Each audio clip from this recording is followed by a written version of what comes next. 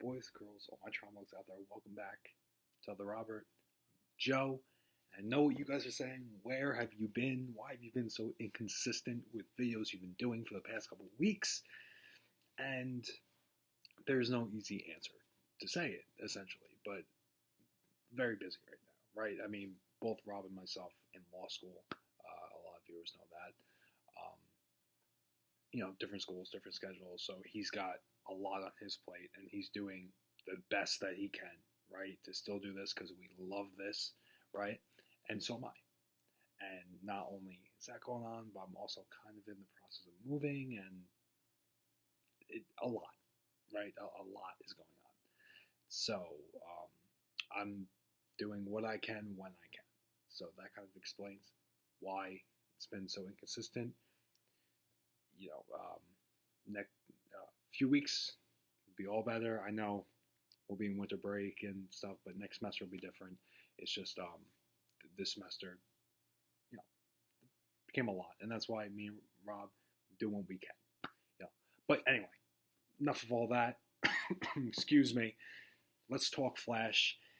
This was fantastic, right? I mean, wow, what a strong episode. And the past few weeks have been building up to this in so many aspects. And not just because of the title of the episode, Killer Frost, but because of Wally and because of Alchemy. This felt very much like a mid-season finale, and it's not. So, wow. I mean, let's just get into it. This episode, Killer Frost, episode 7 of season 3 of The Flash. Strong episode last week, I thought. But even stronger this week. We start off, we see Savitar and Flash going at it. Savitar is scary. He doesn't look human. He calls himself a speed god. I said this with Zoom. It's hard to top Reverse Flash. Reverse Flash was such a strong villain season 1. And Zoom was, I know a lot of people have their problems with Zoom. I thought he was a stronger villain. I thought they took everything in season 1 and built it to the next level. Savitar, I think, takes it even more. Savitar looks like a force to be reckoned with. He, like they said, just kind of teleports. He's got speed, and it seems like teleportation. He's just going so fast. But it's not only the speed, right? It's his followers, his cult-like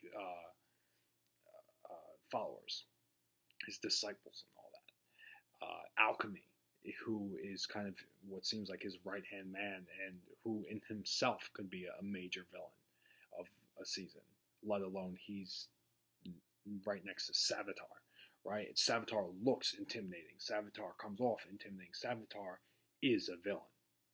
Savitar, I think, is a great choice in the season 3 villain. Kind of looks like a Transformer, but I think it's cool. It's different, right? It's very different. But this week, obviously, Killer Frost at the forefront. What a fantastic week for Danielle Panabaker and Caitlin Snow. Danielle Panabaker, I think, gave one of her best performances to date, and that's not me. I love Danielle Panabaker. I think they gave her the material, and she killed it. I thought she did a fantastic job. Caitlin was really on the forefront here and really battling with these demons, right? These ice demons. But just really, she demonstrated that conflict, that internal conflict. You felt it, and you were drawn into it. And because of the relationship that the viewer has with Caitlin Snow at this point, it didn't seem like a waste. You seemed into it every second. First 20 minutes, I felt like were the last 20 minutes. When you'll have Flash or Arrow, and the last 20 minutes, that will be the climax. Felt like the climax was so early on, and just kept going. There was no falling action, it felt like. Because it started so strong with that, and it was so tense from the get-go when it came to Killer Frost. She kind of started right away when the episodes started, right after the Savitar Flash feud. She kept going, and I was scared. I was very scared for the character. And I'll talk a little bit at the end. I usually don't do spoilers, but I feel like I have to for this episode. And actually, I might start to get there right now. So if you guys haven't seen episode 7, Killer Frost, yet, leave now or forever hold your peace. She's good. Thankfully, she's good. For now, I don't know if this war is over with her. She seems like she's still got a struggle going on in there. I mean, she said at the end, I'm always going to be a doctor, but I don't know if it'll just kind of bury itself, right?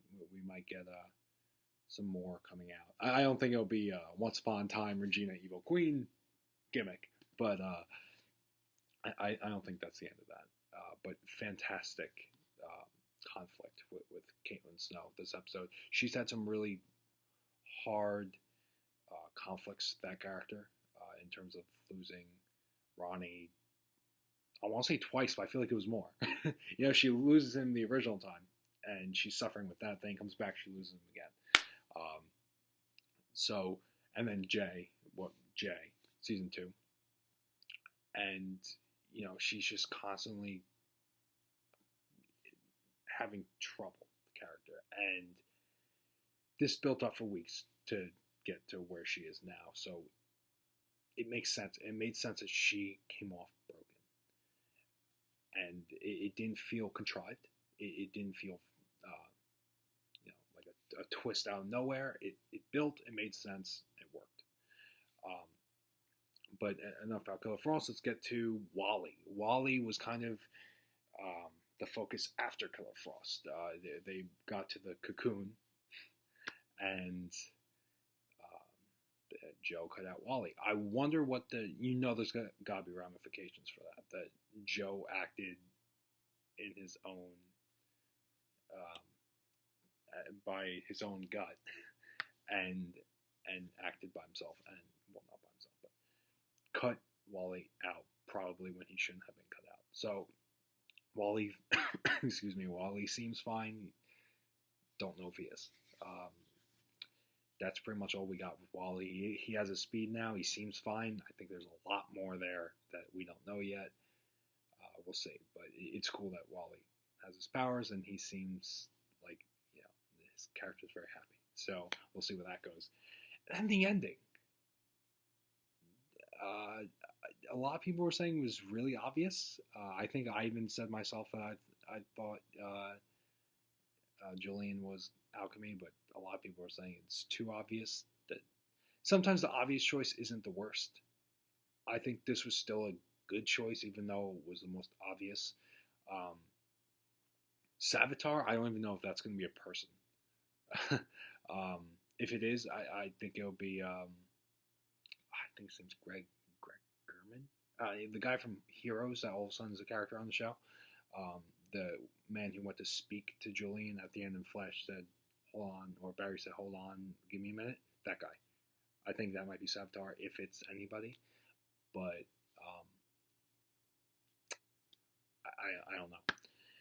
But Julian is Alchemy, and it seems like he doesn't want to be. It seems like there's some kind of split personality here, and I don't know. I really don't know what the situation is with Alchemy, and with that being Julian's personality, because he seems very, very resistant to becoming Alchemy again. So we'll see, but that's all I gotta say for this week for The Flash. I've been going on way too long about this episode, but let me know what you guys thought about this week's episode. Subscribe, because it takes around that much effort to do so. Until next time.